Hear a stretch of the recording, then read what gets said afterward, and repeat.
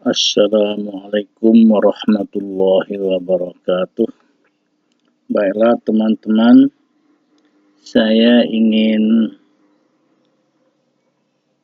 menjelaskan secara singkat tentang materi 6, yaitu konsep fiskal dalam Islam.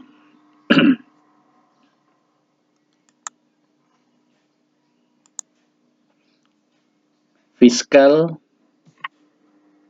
maksudnya atau artinya adalah salah satu instrumen atau bagian dari ekonomi publik.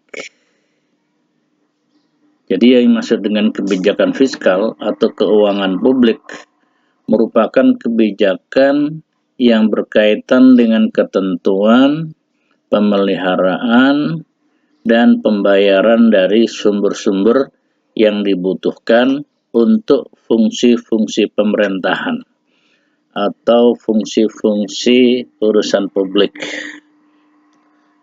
Instrumen fiskal ekonomi Islam adalah pajak, pengeluaran dan penerimaan pemerintah, serta zakat. Jadi, yang dimaksud dengan kebijakan fiskal adalah merupakan kebijakan yang berkaitan dengan ketentuan, pemeliharaan, dan pembayaran dari sumber-sumber yang dibutuhkan untuk memenuhi fungsi-fungsi pemerintahan. Yang penting kita bicarakan di sini adalah instrumen fiskal yang sudah dilakukan oleh Rasulullah Shallallahu Alaihi Wasallam, atau boleh dikatakan instrumen fiskal menurut Islam. Yang pertama adalah pajak. Pajak ini menurut ajaran Islam itu ada, yang pertama adalah pajak ya. Pajak itu berbagai macam ya. Ada pajak yang disebut dengan jizyah. Jizyah adalah pajak yang dibayarkan oleh orang-orang non-muslim, khususnya ahli kitab, sebagai jaminan perlindungan jiwa ya. Perlindungan harta, perlindungan kekayaan, juga perlindungan kebebasan beribadah, bebas nilai, dan wajib militer. Yang kedua ada yang disebut dengan kharaj. Kharaj itu adalah pajak tanah dari non-muslim. Jadi, dalam satu negara Islam, bagi non-muslim juga wajib membayar pajak ya.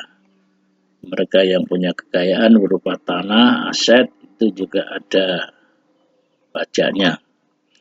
Yang kedua disebut usr. Usr itu adalah biaya impor barang yang dikenakan. Nah, bagi semua barang perdagangan dibayar hanya sekali setahun.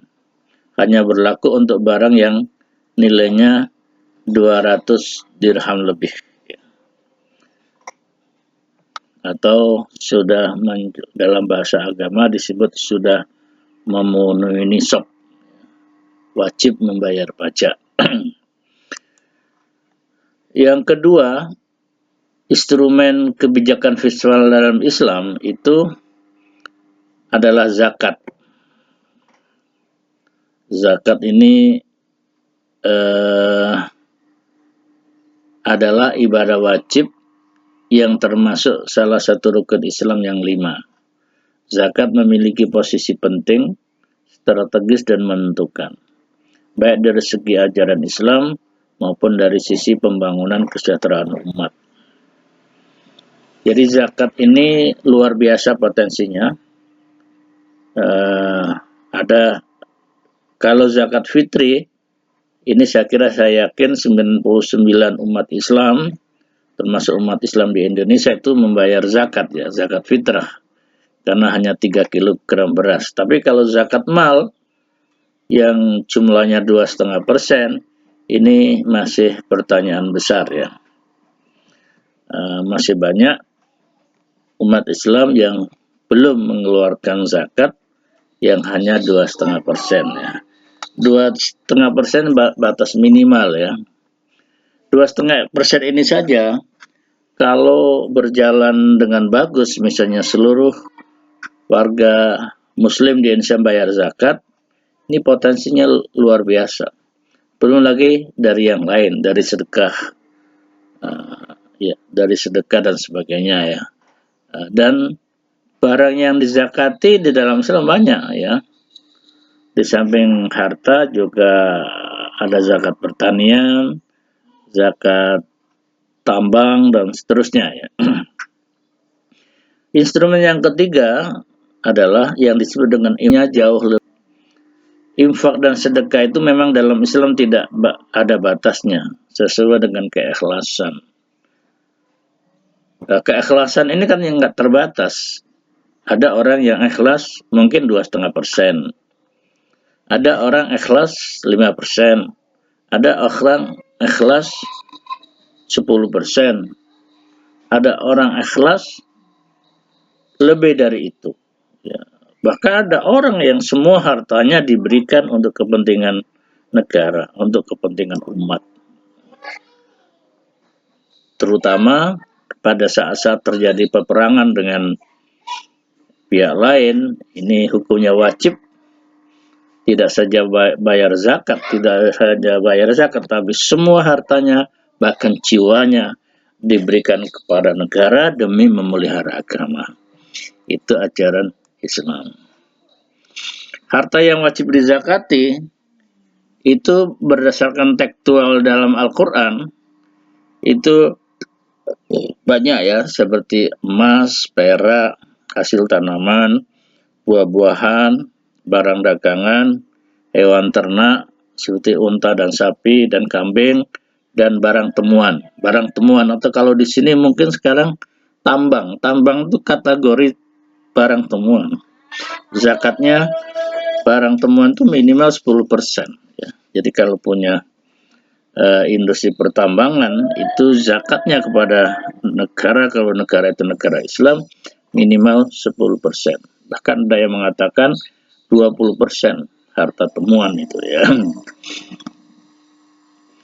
Baiklah saudara-saudara, yang terakhir saya ingin menyampaikan beberapa hal penting dalam ekonomi Islam yang berimplikasi pada kebijakan fiskal.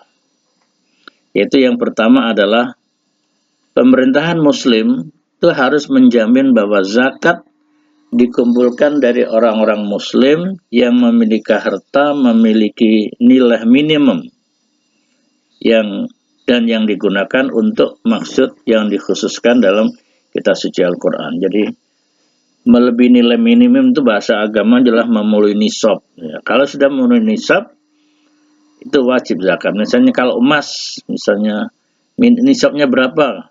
Misalnya 90 gram misalnya. Maka kalau sudah memiliki 90 gram emas, itu wajib dizakati.